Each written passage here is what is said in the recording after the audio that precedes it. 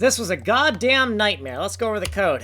In the top level lookup tables, rotate touching values by using lookup table. All of these 8 different lookup tables, every one of these, this one here, this one here, right, this one here, they all had to be fixed. They all had to be changed because I fucked up and we had to painstakingly hand calculate all of these goddamn values right here. You think that's the end of it? No, that's not the end of it. In the top level helper functions, we have this function right here that takes a touching value or rotation enum and rotates the touching value, right?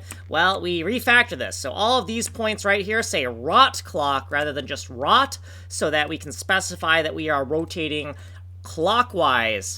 No ambiguity. Everything's clockwise now. Top level unit test functions. We also have refactors in here. So in this cross-checking function, we had to change the names here as well. So we refactor these names here in the cross-checking function. Then here we have some more logging information because we were tripping this error here. Then in this function right here, this is our main unit test function, I believe, that we've been working on. This table, we had to rewrite this table from scratch because it was wrong. And then we had to painstakingly put all those binary values into a calculator and put them here.